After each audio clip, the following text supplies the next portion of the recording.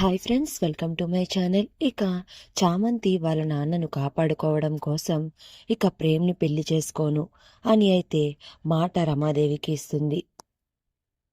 నువ్వు నీ మాట నిలబెట్టుకుంటే నేను మీ నాన్నని చంపను, ఇక ఎటువంటి హాని తలపెట్టను అని రమాదేవి కూడా చామంతికి మాట ఇస్తుంది. ఇక వాళ్ళిద్దరూ ఒకరికొకరు మాటలు ఇచ్చుకున్న తరువాత ఇక చామంతి అయితే గుడికి వెళ్తుంది. అక్కడ చామ్ కోసం అయితే ప్రేమ్ ఇంకా చంద్రిక ఎదురు చూస్తూ ఉంటారు. చామ్ వచ్చేసావా అని ఎంతో సంతోషంగా ప్రేమ్ అంటూ ఉంటే, బాబు వచ్చాను, కానీ మన పెళ్లి జరగట్లేదు, నేను మిమ్మల్ని పెళ్లి చేసుకోవడం లేదు అని అయితే చామ్ చెప్తుంది. ఇక ఆ మాటలు వినగానే ఒక్కసారిగా ప్రేమ్ చంద్రిక ఇద్దరూ కూడా షాక్ అయి అలా చూస్తూ ఉండిపోతారు.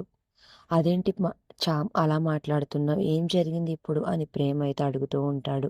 ఏం జరగలేదు బాబు, నేను మిమ్మల్ని పెళ్లి చేసుకుంటాను అని మీకు ఎప్పుడూ చెప్పలేదు. నేను మిమ్మల్ని పెళ్లి చేసుకోవడం అస్సలు కుదరదు.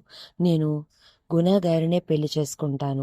మీరు నిషా అమ్మాని పెళ్లి చేసుకోండి, ఇది ఫిక్స్, నేను నిర్ణయం తీసేసుకున్నాను బాబు అని అయితే చెప్తుంది. ఇక ఆ మాటలు విన్న ప్రేమ అయితే తట్టుకోలేక ఇక వెంటనే అమ్మవారి విగ్రహం ఉన్న దగ్గరికి పరిగెట్టుకుని వెళ్ళి ఇక అక్కడ అమ్మవారి దగ్గర ఉన్న త్రిశూలంని తీసుకుని ఇక తన గుండెల మీద చామంతి అని చెక్కుకుంటే ఇక రక్తం అయితే ఓ కారిపోతూ ఉంటుంది.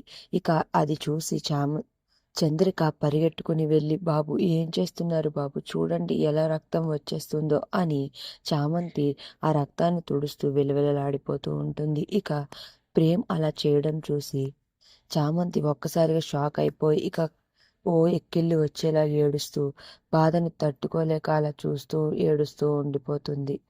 మరి నెక్స్ట్ ఏం జరగనుంది అనేది నెక్స్ట్ రివ్యూలో తెలుసుకుందాం.